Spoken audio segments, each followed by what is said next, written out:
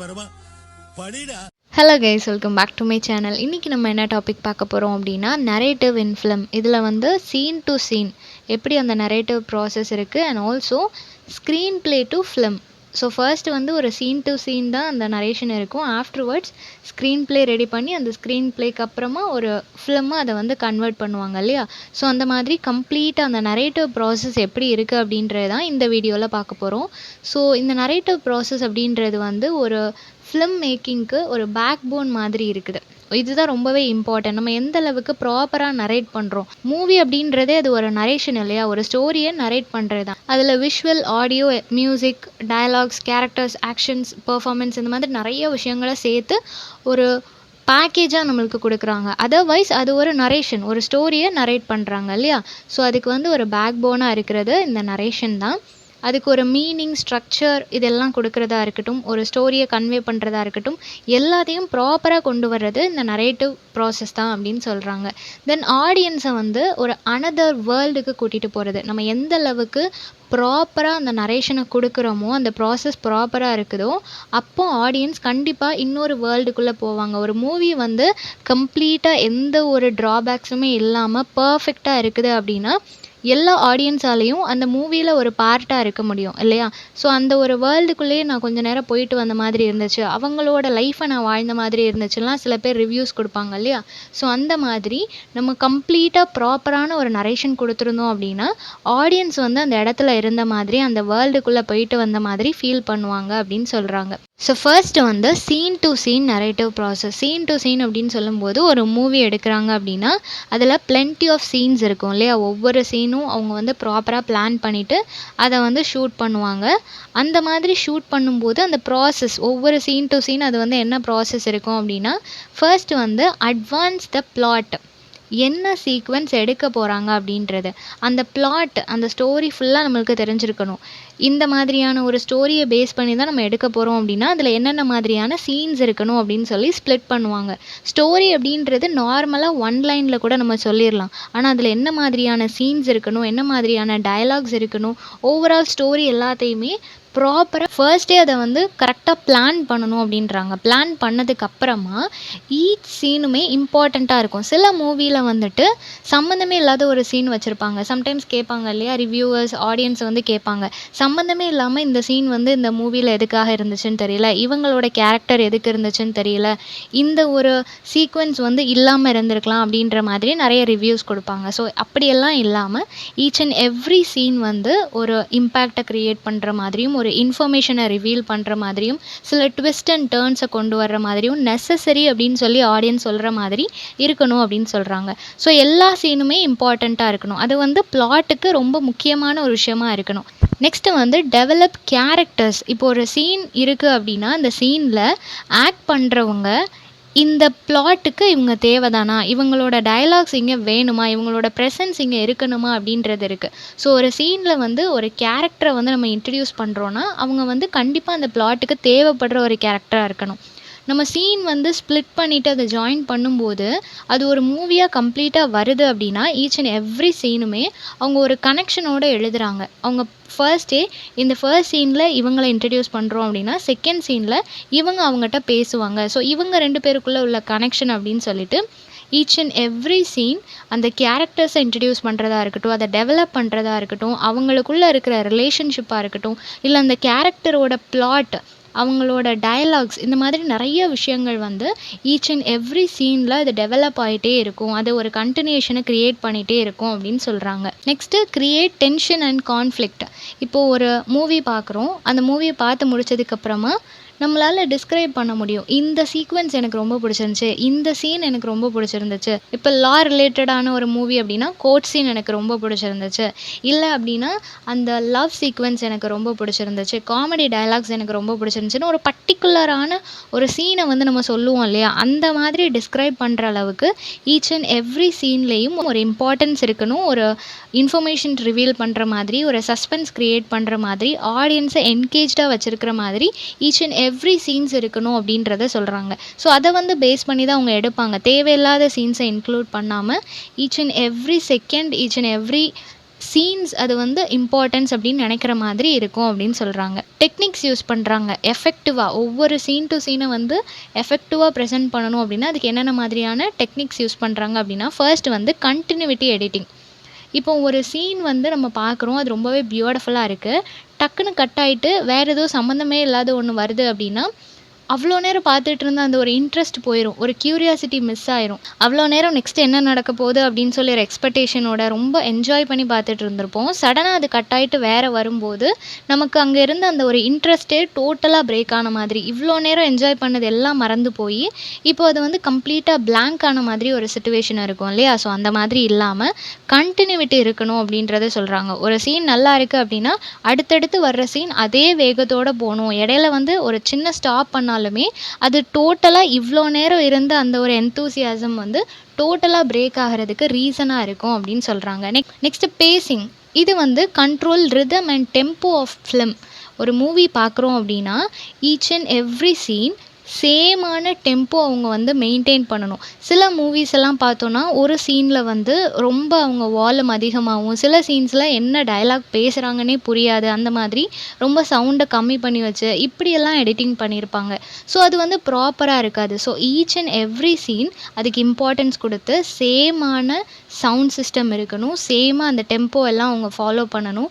அந்த music, background மியூசிக்காக இருக்கட்டும், இல்லை ஆக்டர்ஸ் பேசுகிற அந்த டயலாக்ஸாக இருக்கட்டும், எல்லாத்துக்குமே ஈக்குவலாக இம்பார்ட்டன்ஸ் கொடுத்து எல்லாத்தையும் ப்ராப்பராக மெயின்டைன் பண்ணணும் அப்படின்னு சொல்கிறாங்க. Last one transition. இதில் வந்து என்ன அப்படின்னா ஈச் அண்ட் எவ்ரி சீனுக்கு ஒரு ட்ரான்சிஷன் இருக்கணும். இப்போது ஒரு சீனில் வந்து ஒரு கேரக்டரை காட்டுறாங்க, சடனாக அந்த கேரக்டர் வந்து ஒரு ஏஜான பர்சன் மாதிரி காட்டுறாங்க அப்படின்னா நமக்கு வந்து அது புரியணும். ஓகே, இவங்களோட ஃபாதர் மாதிரி இவங்க ரோல் ப்ளே பண்ணியிருக்கிறாங்க, இல்லை அப்படின்னா அவங்களோட கிராண்ட் ஃபாதர் மாதிரி அப்படின்னு சொல்லி ஏதோ ஒரு கனெக்ஷனை நம்மளுக்கு புரிய வைக்கிற மாதிரி அந்த ட்ரான்ஸ்ஃபர்மேஷனாக இருக்கட்டும், இல்லை ஒரு சீன் டு ஒரு சீன் அது ட்ரான்ஸ்ஃபார்ம் ஆகும்போது அதை ப்ராப்பராக எக்ஸ்பிளைன் பண்ணுற மாதிரி இருக்கணும். அது டக்குன்னு கட் ஆகக்கூடாது அப்படின்றத சொல்கிறாங்க. மேட்ச் கட் அப்படின்ற ஒரு எடிட்டிங் பற்றி பார்த்தோம் இல்லையா? ஸோ அந்த மாதிரியான எடிட்டிங் எல்லாமே இந்த ப்ராசஸில் இருக்கும். ஸோ இது எல்லாமே ஒரு ப்ராப்பராக ஒரு சீன் டு சீன் கனெக்டிவிட்டியாக, அது கண்டினியூஸாக எந்த ஒரு ப்ராப்ளமும் இல்லாமல் ஃப்ளாலெஸ்ஸாக இருக்கணும் அப்படின்றதுக்காக தான் இந்த மாதிரியான டெக்னிக்ஸ் எல்லாம் யூஸ் பண்ணுறாங்க. நெக்ஸ்ட்டு வந்து ஸ்க்ரீன் ப்ளே. ஸ்க்ரீன் ப்ளேனா என்ன அப்படின்னா இது வந்து ஒரு டாக்குமெண்ட் ஃபார்மேட், ரிட்டன் டாக்குமெண்ட் ஃபார்மேட்டில் இருக்கும். ஓகேவா? இதில் வந்து அவுட்லைன் ஆஃப் தி ஸ்டோரி, என்ன பிளாட், இது எது பேஸ் பண்ண கதை அப்படின்றத வந்து ரிட்டன் ஃபார்மேட்டில் எழுதி வச்சுருப்பாங்க. தென் கேரக்டர்ஸ், என்ன மாதிரியான கேரக்டர்ஸ் நடிக்க போகிறாங்க, அவங்களோட கேரக்டரிஸ்டிக்ஸ் எந்த மாதிரி இருக்கும், அவங்களோட டயலாக்ஸ் என்ன மாதிரி இருக்கும், சீனில் அவங்களோட பர்ஃபார்மன்ஸ் எப்படி இருக்கணும், ஆக்ஷன்ஸ் எப்படி இருக்கணும் அப்படின்னு சொல்லிட்டு ஈச் அண்ட் எவ்ரி டீட்டெயில் அதை வந்து ஒரு டாக்குமெண்ட் மாதிரி ரெடி பண்ணி கம்ப்ளீட்டாக வச்சுருப்பாங்க. ஒரு மூவிக்குள்ளே கம்ப்ளீட் டாக்குமெண்ட் அவங்கக்கிட்ட இருக்கும். ஸோ அது வந்து ஒரு ப்ளூ பிரிண்ட் மாதிரி ப்ரொடக்ஷன் டீம் கிட்ட இருக்கும். அவங்க தான் அங்கே இருக்கிற எல்லாரையுமே கைட் பண்ணுவாங்க. இந்த மாதிரிலாம் நீங்கள் பண்ணணும், ஒவ்வொரு சீக்வென்ஸ் இப்படி இருக்கணும் அப்படின்னு சொல்லிட்டு அது ஸ்டார்ட் ஆகிறதுக்கு முன்னாடி அவங்கள கரெக்டாக கைட் பண்ணுறதுக்கான ஒரு ப்ளூ பிரிண்ட்டாக தான் இந்த ஸ்க்ரீன் ப்ளே அந்த இடத்துல ரோல் ப்ளே பண்ணுது. Then format of screen play. Screen play எப்படி இருக்கும் அப்படின்னா ஃபர்ஸ்ட் வந்து சீன் ஹெட்டிங் போடுவாங்க. ஈச் அண்ட் எவ்ரி சீன், இது வந்து சீன் 1 சீன் 2 அப்படின்னு சொல்லி அவங்க பிரிக்கணும் இல்லையா? எடிட் பண்ணும்போது அதை ப்ராப்பராக அசெம்பிள் பண்ணணும் இல்லையா? அதனால அதுக்கு வந்து நீட்டாக ஒரு டைட்டில் கொடுத்துருவாங்க. ஈச் அண்ட் எவ்ரி சீனுக்கும் ஒரு டைட்டில் கொடுத்து அந்த டைட்டிலுக்கு கீழே அந்த சீனை வந்து எப்படி பெர்ஃபார்ம் பண்ணணுன்றது வரைக்கும் அவங்க எழுதியிருப்பாங்க. அந்த சீனில் எந்தெந்த கேரக்டர்ஸ் வராங்க, அந்த கேரக்டர்ஸ் என்ன டயலாக் பேச போகிறாங்க, என்ன மாதிரியான பெர்ஃபார்மன்ஸ் அவங்க கொடுக்கணும், எந்த இடத்துல நிற்கணும், எந்த லொக்கேஷனில் வச்சு நடக்க போகுது, அந்த கேரக்டர்ஸோட காஸ்டியூம் என்ன, அவங்களோட நேம் என்ன, இந்த மாதிரி நிறைய விஷயங்கள் வந்து ரொம்ப டீட்டெயிலாக அந்த ஸ்க்ரீன் ப்ளேயில் எழுதி வச்சுருப்பாங்க. ஸோ அதை பார்க்கும்போதே அதை கைட் பண்ணுறவங்களுக்கு இன்னும் ஈஸியாக இருக்கும். ஓகேவா? ஸோ அதை ஃபர்ஸ்ட்டு பிளான் பண்ணிட்டு தான் அந்த மூவியை வந்து ஸ்டார்ட் பண்ணுவாங்க. நெக்ஸ்ட்டு வந்து narrative process from screen play to film. So ஒரு ஸ்க்ரீன் ப்ளேலேருந்து அதை மூவியாக கன்வெர்ட் ஆகிறதுக்கு என்னெல்லாம் ப்ராசஸ் இருக்குது அப்படின்னா ஃபர்ஸ்ட்டு ஸ்கிரிப்ட் இன்டர்ப்ரிட்டேஷன். ஸ்கிரிப்ட் வந்து ரொம்பவே முக்கியம் இல்லையா? டைரக்டராக இருக்கட்டும், ப்ரொடியூசராக இருக்கட்டும், இவங்க வந்து சேர்ந்து உட்காந்து அந்த ஸ்க்ரீன் ப்ளேயை பார்ப்பாங்க. அதில் எல்லாமே கரெக்டாக இருக்கா அப்படின்னு சொல்லி அதை ஃபுல்லாக இன்டர்ப்ரேட் பண்ணுவாங்க. அவங்களுக்கு ஏதாவது சேஞ்சஸ் இருந்துச்சு அப்படின்னா அது எல்லாத்தையும் சேஞ்ச் பண்ணுவாங்க. க்ரியேட்டிவ் டெசிஷன் மேக்கிங் அங்கே இருக்கும். அபவுட் டோனாக இருக்கட்டும், பேஸாக இருக்கட்டும், ஸ்டைலாக இருக்கட்டும், இந்த மாதிரி அவங்களுக்கு எதுலலாம் உங்களுக்கு சேஞ்சஸ் க்ரியேட் பண்ணணும்னு தோணுது, எந்தெந்த இடத்துல மாற்றணும்னு தோணுது, எந்த இடத்துல வந்து ஸ்டோரி டவுன் ஆகுதுன்னு ஃபீல் ஆகுது, இந்த மாதிரி நிறைய விஷயங்கள் அவங்க உட்காந்து ஷேர் பண்ணிவிட்டு அதில் அவங்களோட ஐடியாஸை வந்து ஏதாவது சேஞ்ச் பண்ண வேண்டியது இருந்துச்சு அப்படின்னா அவங்க சேஞ்ச் பண்ணுவாங்க. இல்லை அப்படின்னா இதுவே ஓகே அப்படின்னா அதை அப்படியே கண்டினியூ பண்ணுவாங்க. இந்த மாதிரி ஒரு டிஸ்கஷன் ப்ராசஸ் ஒன்று நடக்கும். அந்த ஸ்கிரிப்டை ஃபுல்லாக படித்து பார்த்துட்டு இது ஓகே தானா அப்படின்னு ஃபைனல் பண்ணதுக்கப்புறம் தான் மூவியை ஸ்டார்ட் பண்ணுவாங்க. நெக்ஸ்ட்டு வந்து விஷுவல் ஸ்டோரி டெல்லிங். இது வந்து சினிமாட்டோகிராஃபரோட ஒர்க். நம்ம எந்த அளவுக்கு ரிட்டன் ஃபார்மேட்டில் ஸ்டோரியை கொடுக்குறோமோ அதே மாதிரி அது ஸ்க்ரீனில் வரணும் இல்லையா? டிரெக்டர் வந்து மைண்டில் ஒன்று செட் பண்ணியிருப்பாரு, இந்த மாதிரி தான் என்னோட மூவி வரணும் அப்படின்னு சொல்லிட்டு. அந்த ஆக்டர்ஸை டிபெண்ட் பண்ணி தான் இருக்குது இல்லையா? சில டிரெக்டரோட மூவி எடுத்துக்கிட்டோம் அப்படின்னா இது இந்த டிரெக்டர் தான் எடுத்திருக்காங்கன்றதை ஈஸியாக கண்டுபிடிக்கிற மாதிரி ஸ்க்ரீனில் ப்ளே பண்ணுவாங்க. ஜிவிஎம் மூவிஸ் எடுத்துக்கிட்டோம் அப்படின்னா அவர் வந்து மோஸ்ட்லி இங்கிலீஷில் நிறைய டயலாக்ஸ் வச்சுருப்பாரு, ரொம்பவே கிளாஸாக இருக்கிற மாதிரி இருக்கும். அதே மாதிரி டிரெக்டர் பாலாவோட மூவி எடுத்துக்கிட்டோம் அப்படின்னா ஒரு வாய்ஸ்லெஸ் பீப்புளுக்கு வாய்ஸ் கொடுக்குற மாதிரி அவங்க மூவியே ரொம்ப அந்த டஸ்டியாக அந்த மாதிரியான ஒரு விஷுவலில் இருக்கும் இல்லையா?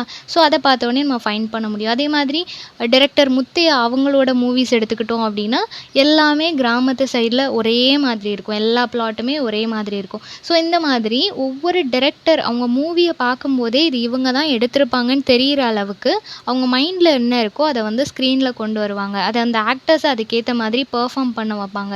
ஸோ இதுதான் விஷுவல் ஸ்டோரி டெல்லிங். அவங்க என்ன நினச்சாங்களோ அதே மாதிரி காஸ்டியூம் ஒர்க்காக இருக்கட்டும், ப்ரொடக்ஷன் டிசைனாக இருக்கட்டும், என்னெல்லாம் அவங்க வந்து மைண்டில் ஃபிக்ஸ் பண்ணியிருக்கிறாங்களோ அது எல்லாத்தையும் ஸ்க்ரீனில் கொண்டு வரதுக்கு ட்ரை பண்ணுவாங்க. நெக்ஸ்ட்டு வந்து பெர்ஃபார்மன்ஸ். டைரக்டர் வந்து மைண்டில் ஒன்று வச்சுருப்பாங்க இல்லையா? இந்த ஆக்டர் இந்த அளவுக்கு பெர்ஃபார்ம் பண்ணால் போதும். அவங்க ஃபர்ஸ்ட்டே வந்து ஆக்டர்ஸை சூஸ் பண்ணுறதே அவங்களோட ஸ்டோரிக்கு இந்த ஆக்டர் செட் ஆவாங்களா, இவங்க இந்த கேரக்டர் பண்ணால் நல்லா இருக்குமா அப்படின்னு சொல்லிட்டு ஃபர்ஸ்ட்டே ஒரு பெரிய டிஸ்கஷன் வச்சு தான் அதை வந்து செலக்ட் பண்ணியிருப்பாங்க.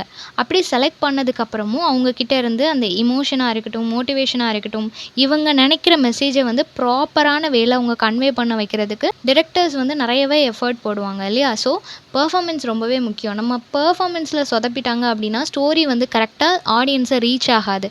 ஸோ ஆடியன்ஸை ப்ராப்பராக ரீச் பண்ணணும், அந்த ஸ்டோரி வந்து சக்ஸஸ்ஃபுல்லாக இருக்கணும் அப்படின்னா எந்த அளவுக்கு ஸ்டோரி நல்லா இருக்கோ அதுக்கு ஈக்குவலாக பெர்ஃபார்மன்ஸ் இருக்கணும். பெர்ஃபார்மன்ஸ் நல்லா இருந்தால் மட்டும்தான் விஷுவலி பார்க்கும்போது நம்மளுக்கு கனெக்ட் ஆகும். நெக்ஸ்ட்டு என்ன மாதிரியான டெக்னிக்ஸ் எல்லாம் யூஸ் பண்ணுறாங்க, அந்த ஸ்க்ரீன் பிளேயை ஒரு மூவியாக கம்ப்ளீட்டான ஒரு மூவியாக கொண்டு வர்றதுக்கு என்ன மாதிரியான டெக்னிக்ஸ் யூஸ் பண்ணுறாங்க அப்படின்னா, ஃபர்ஸ்ட்டு வந்து அடாப்டேஷன் அப்படின்றது ஸ்க்ரீன் பிளேயில் அவங்க எழுதி வச்சுட்டாங்க. இந்த மாதிரியான சீக்வென்ஸ் எல்லாம் இருக்கணும், கேரக்டர்ஸ் இப்படி டயலாக் பேசணும், இப்படி மூவ் பண்ணணும், பெர்ஃபார்ம் பண்ணணும், எல்லாமே எவ்ரிதிங் ரிட்டன் இல்லையா? எல்லாமே எழுதி வச்சாச்சு.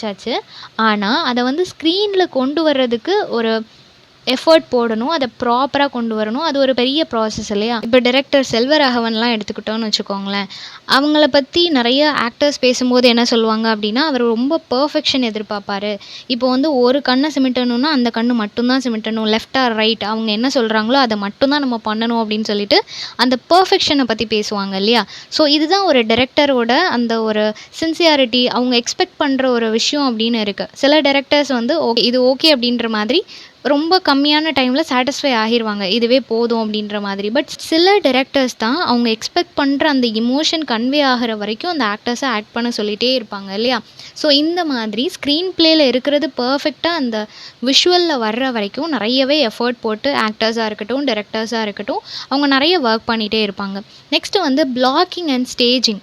எந்த அளவுக்கு நம்ம ஆக்டர்ஸ்க்கு இம்பார்ட்டன்ஸ் கொடுக்குறோமோ அதே மாதிரி பேக்ரவுண்ட் டீட்டெயில்ஸாக இருக்கட்டும், இல்லை சைடு ஆக்டர்ஸாக இருக்கட்டும், கேமரா ஆங்கிள்ஸாக இருக்கட்டும், பிளேஸ்மெண்ட்டு, இது எல்லாத்தையுமே கேர்ஃபுல்லாக நம்ம வந்து அனலைஸ் பண்ணணும் இல்லையா? சில பேர் வந்துட்டு இந்த சைடு இன்ஃபர்மேஷன், பேக்ரவுண்ட் இன்ஃபர்மேஷன்ஸ்க்குலாம் நிறைய இம்பார்ட்டன்ஸ் கொடுப்பாங்க. சில டைரக்டரோட மூவிஸில் வந்து எந்த அளவுக்கு அவங்க மெயின் கேரக்டர்ஸ்க்கு இம்பார்ட்டன்ஸ் கொடுக்குறாங்களோ அதே மாதிரி சைடு கேரக்டர்ஸ்க்கும் இம்பார்ட்டன்ஸ் கொடுப்பாங்க. மெயின் கேரக்டர் இங்கே ஒரு டயலாக் பேசிகிட்டு இருக்கும்போது சைடு கேரக்டருக்கும் ஒரு ஃபோக்கஸ் வைப்பாங்க. இந்த மாதிரி ஒரு ஃப்ரேமில் இருக்கிற எல்லா விஷயமுமே கரெக்டாக இருக்குதா, அந்த ஸ்டோரிக்கு ஏற்ற மாதிரி அது இருக்குதா, ஏதாவது ஒன்று டிஃபர் ஆகுதா, எந்த அளவுக்கு நம்மளோட ஆக்டிங்க்கு இம்பார்ட்டன்ஸ் கொடுக்குறோமோ அதே அளவுக்கு நம்மளோட அப்பியரன்ஸ், பேக்ரவுண்ட் சவுண்ட் செட்டிங்ஸ் எல்லாத்துக்குமே இம்பார்ட்டன்ஸ் கொடுத்து அந்த ஸ்டேஜிங் வந்து பர்ஃபெக்டாக பண்ணணும் அப்படின்னு சொல்கிறாங்க. நெக்ஸ்ட் வந்து சவுண்ட் டிசைன். இப்போ ஒரு ஆக்டர் வந்து ரொம்பவே ஹெவியாக பெர்ஃபார்ம் பண்ணிகிட்ருக்குறாங்க, இமோஷ்னலி அவங்க நல்லா பெர்ஃபார்ம் பண்ணிகிட்டு இருக்கும்போது பேக்ரவுண்டில் எந்த சவுண்டுமே வரல அப்படின்னா அது வந்து கொஞ்சம் டல்லாக தான் இருக்கும். என்ன தான் அவங்க 100% கொடுத்து பெர்ஃபார்ம் பண்ணாலும் ஒரு சின்ன மியூசிக்கை வந்து அதில் இன்க்ளூட் பண்ணும்போது இன்னும் அந்த இமோஷனை ஹைலைட் பண்ண மாதிரி இருக்கும். அந்த மியூசிக் வந்து ரொம்பவே ஹார்ட் பிரேக்கிங்காக ரொம்ப டச்சிங்காக இருக்கிற மாதிரி இருந்துச்சுன்னா இன்னும் அந்த சீன் வந்து ஒரு டாப் லெவலுக்கு போகிறதுக்கு சான்சஸ் இருக்குது. ஸோ அந்த மாதிரி அந்த விஷுவலுக்கு ஏற்ற மாதிரி மியூசிக், டயலாக்ஸ், மூட்ஸ் க்ரியேட் பண்ணுறது, இந்த மாதிரி பர்ஃபெக்டான மேனரில் விஷுவலி சவுண்ட் எஃபெக்ட்ஸோடு நம்ம க்ரியேட் பண்ணணும் அப்படின்னு சொல்கிறாங்க. தென் இந்த நரேட்டிவ் ப்ராசஸ் இது எல்லாமே ஒரு இந்த சீனாக இருக்கட்டும், ஸ்க்ரீன் ப்ளேயாக இருக்கட்டும், எல்லாமே ஒரு நரேட்டிவ் ப்ராசஸ் தான் இல்லையா? அந்த மூவியை வந்து ப்ராப்பராக அதில் இருக்கிற பிளாட் எல்லா விஷயத்தையும் நரேட் பண்ணுறது தான். ஸோ இந்த நரேட்டிவ் ப்ராசஸில் இருக்கிற சேலஞ்சஸ் என்ன அப்படின்னா மெயின்டைன் கொஹிரன்ஸ். ஒரு சீன் டு இன்னொரு சீன் ஒரு கொஹிரன்ஸ் க்ரியேட் பண்ணுறது. எடிட் பண்ணும்போது அந்த சீனுக்கும் இந்த சீனுக்கும் ரெலவெண்ட்டாக இல்லையே, கண்டினியூட்டி இருந்த மாதிரி இல்லையே அப்படின்னு சொல்லிட்டாங்கன்னா முடிஞ்சு போச்சு. ஆடியன்ஸுக்கும் அதே மாதிரி தான் ஃபீல் ஆகும். எதுக்காக இந்த சீன் வந்துச்சு? சில மூவிஸ்லாம் பார்த்தோம் அப்படின்னா சம்மந்தமே இல்லாமல் ஒரு சாங் வச்சுருப்பாங்க. 2 பேர் பேசிகிட்டு இருப்பாங்க, சடனாக ஒரு சாங் வரும். ஈவன் அது ஹீரோ ஹீரோயின்ஸாக கூட இருந்திருக்காது, பட் ஹீரோ ஹீரோயினுக்கு சாங் வரும். ஸோ எதுக்கு இந்த இடத்துல சாங் வந்துச்சு அப்படின்னு சொல்லிட்டு ஒரு ரெலவென்ஸ், ஒரு கொஹிரன்ஸ் இருக்காது. அந்த மாதிரி ஒரு கொஹிரன்ஸை க்ரியேட் பண்ணுறது வந்து பெரிய சேலஞ்சாக இருக்கும் அப்படின்றத சொல்கிறாங்க. ஏன்னா கண்டினியூஸாக அவங்க சீன்ஸ் எடுக்க போகிறது இல்லை இல்லையா? ஆல்ரெடி அவங்க பிளான் பண்ணி ஒரு ஸ்க்ரீன் ப்ளே ரெடி பண்ணி வச்சுருந்தாலும் அவங்களுக்கு எந்த சீக்வென்ஸ் ஃபர்ஸ்ட் எடுக்கணும்னு தோணுதோ அதுதான் எடுப்பாங்க. ஸோ அந்த கொஹிரன்ஸை மெயின்டைன் பண்ணுறது கொஞ்சம் சேலஞ்சிங்காக இருக்கும் அப்படின்னு சொல்கிறாங்க. நெக்ஸ்ட்டு வந்து பேலன்சிங் ஆக்ஷன் அண்ட் இமோஷன். ஒரு மூவி எடுத்துக்கிட்டோம் அப்படின்னா அது வந்து கண்டினியூஸாக ஒரே மாதிரி போகாது. ஸ்டார்டிங் டு எண்டிங் சோகமாகவே இருக்கும், ஸ்டார்டிங் டு எண்டிங் ஹாப்பியாக இருக்கும் அப்படின்னு சொல்ல முடியாது. ஏதோ ஒரு இடத்துல சின்ன அப்ஸ் அண்ட் டவுன்ஸ் இருக்கும் இல்லையா? ஸோ அதை வந்து ப்ராப்பராக மெயின்டைன் பண்ணுறது, பேலன்ஸ் பண்ணுறது ரொம்ப சேலஞ்சிங்காக இருக்கும் அப்படின்னு சொல்கிறாங்க. லாஸ்ட்டு வந்து staying true to the story. இப்போது டைரக்டர் வந்து ஒரு பிளான் பண்ணியிருப்பார், இந்த மாதிரி தான் என்னோடய ஸ்டோரி இருக்கணும் அப்படின்னு சொல்லி ஒரு பிளான் பண்ணியிருப்பார்.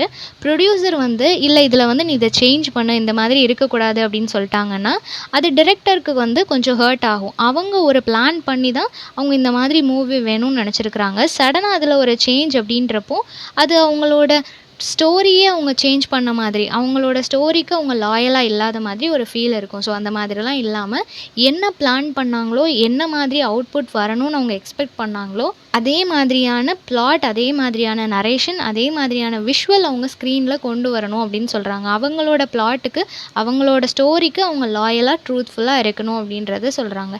ஸோ இதுதான் அந்த நரேஷன் இன் ஃபிலிம். ஒரு மூவி எடுக்கிறாங்க அப்படின்னா அதில் இம்பார்ட்டண்ட்டானது நரேஷன். அது அவ்வளோ ஈஸியாக எடுக்க முடியாது, நிறைய சேலஞ்சிங்கான ப்ராசஸ் இருந்தாலும் எப்படியோ எல்லா டெக்னீஷியன்ஸும் ஒன்றா சேர்ந்து ஒரு டீம் ஒர்க் பண்ணும்போது அதை ப்ராப்பராக நரேட் பண்ணி ஒரு பெஸ்ட்டான மூவியாக அதை கன்வெர்ட் பண்ண முடியுது அப்படின்றத சொல்கிறாங்க. ஸோ இந்த டாபிக் எல்லாருக்கும் புரிஞ்சிருக்கும்னு நினைக்கிறேன். நெக்ஸ்ட் என்ன டாப்பிக்கில் வீடியோ போடலான்னு சொல்லி கமெண்ட் பண்ணுங்கள். தேங்க்யூ ஃபார் வாட்சிங்.